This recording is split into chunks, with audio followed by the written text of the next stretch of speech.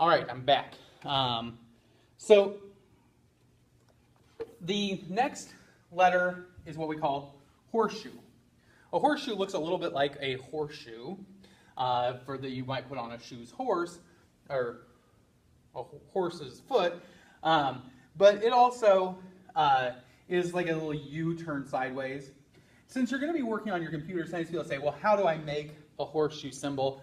You know, if you're using something like Word, you can go in and find these symbols in like some menus that allow you to get some of these different symbols.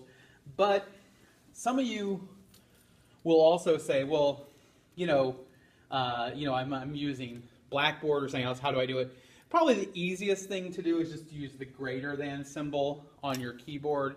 It's basically above the period, shift period will give you that greater than symbol. I would recognize that as an unless symbol.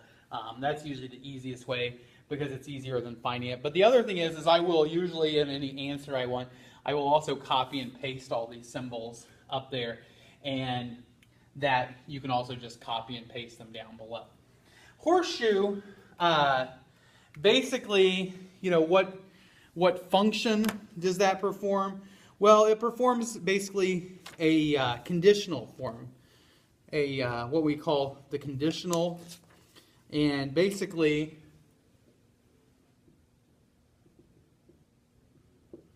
it performs the idea of if-then. So basically it translates the idea of if-then. And so it performs what we call a conditional operation. And what happens there is if you have somebody who says like, if Joe is coming, then Sue is coming. That means anytime Joe is coming, Sue will be coming. If Joe comes, then Sue will come. Now it can also translate other ideas. It can translate the idea of just if by itself. If I said, if Joe is coming, Sue is coming, you don't need the then. You could have just the word only if, and only if signals the part that comes after the horseshoe, what we call the consequent. We have this idea that the part before the horseshoe we call the antecedent, and the part that comes after we call the consequent. Because this is the antecedent cause that causes this one, and this is the consequence of whatever happened. If this one is true, then as a consequence, this one is true. Now,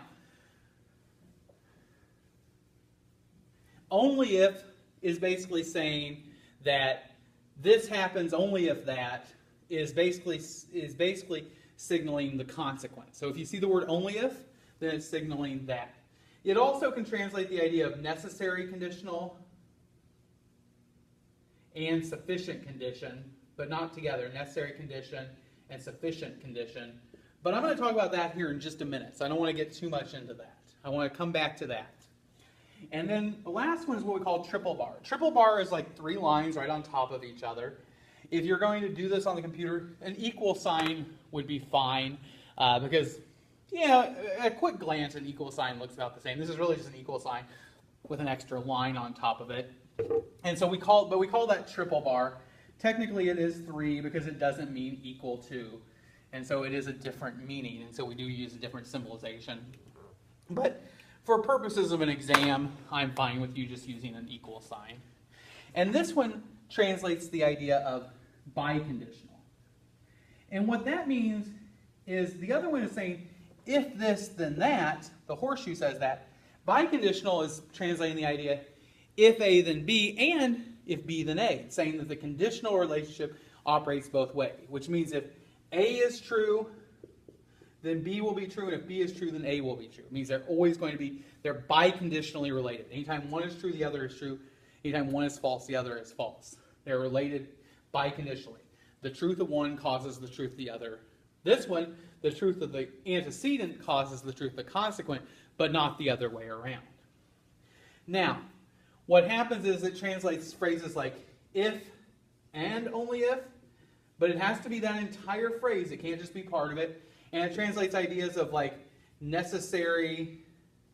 If you say it's a necessary and sufficient condition, then it also translates that. If it says it's a necessary and sufficient condition, if you see those words, then it's also, you would use triple bar.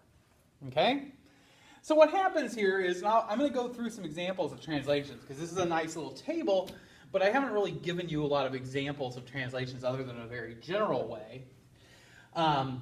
And so I want to, after you kind of do this, you kind of want to learn these. You want to know what the names are. You want to know what the operation is. You want to know some of the key things they translate. But, really, that is just sort of preliminary knowledge you need in order to really do some translations. And then we'll do some translations. So that is sort of my first thing, is you want to kind of write this down, memorize it, maybe test yourself, sit down and work through this and memorize it for your own purposes. Now, I was talking about this necessary and sufficient conditional idea. And one of the ideas here is that we have these terms, sufficient condition, or sufficient conditional, and necessary conditional. And what happens here is a sufficient conditional or sufficient condition. If something is sufficient, we don't really need the word conditional, but in that sense we want to use conditional to relate it back to the idea of conditional statements. But if something is sufficient, what we're saying is it's enough to explain it. For example,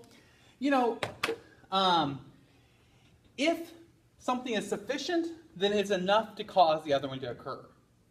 Necessary, on the other hand, means that if one occurs, then this is needed. It's not just likely. It's not just that if the other one occurs, it necessarily occurs. And so what happens is I have a few questions on the exam that ask you to look at sufficient and necessary conditional statements. But the idea here is that, like, for example, having a baseball is a necessary condition to playing the game of baseball. Right? You can't play baseball without a baseball. I mean, you could play some facsimile of baseball, but you really need a baseball to play baseball. I mean, I suppose you could say, oh, you could play with a wiffle ball.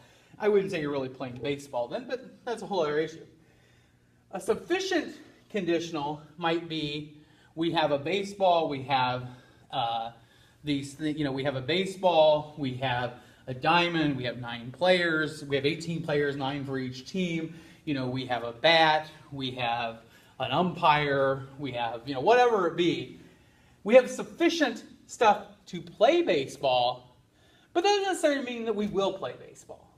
But if we're going to play baseball, it's necessary that we have a baseball, right? And so it's something we can't get by without, okay? And so sufficient means that you have the stuff necessary to do it, and necessary means that these things are required to do it. Now, the conditional relationship with this horseshoe, always the first part before it is called the antecedent, the part after is called the consequent, but the part before it is always considered the sufficient conditional, and the part after is always considered the necessary conditional. Now you might be saying, I don't understand, but the other thing you might be doing is, okay, how am I going to remember that? Well, the easy way to remember that, just for purposes of this, is if you remember the word sun, the big bright shining star that heats and gives energy to our solar system is called the sun. If you see that word S-U-N, or S horseshoe N, is almost in the format or looks like the word sun, and so that's sort of the acronym or the reminder that we will use, the mnemonic device that we will use in order to remember that the antecedent, the part before the conditional statement, is always sufficient, and the other is necessary. Now what this says is it says that this occurring, if this, then that. So if this is like if S, then N, okay? If S, then N. If S occurs, then N will occur. Because if S occurs, then there's sufficient reason for N to occur. But N is also necessary conditional to S, because what happens is this isn't purely a causal relationship, this is a conditional relationship. And any time that S is true, N will be true, which means N necessarily will be true anytime S is true. Anytime S is true, N necessarily must be true. And S is sufficient to cause N to occur. Doesn't mean N will occur, but it's sufficient to cause N. And anytime S occurs, N will occur. But it is sufficient to cause N. and N necessarily will occur anytime S is true. And so this is a little bit of a rule that comes up more importantly when we get into doing some of the problems like modus ponens, modus tollens, hypothetical syllogisms, things like that. And so that's an important thing to learn now. All right, so look over the stuff about sufficient and necessary conditionals and look at the translations. And now what I'm going to do is I'm going to do a few translations for the purposes of helping you. And so I'll do those in the book, and I'll talk a little bit about the exam.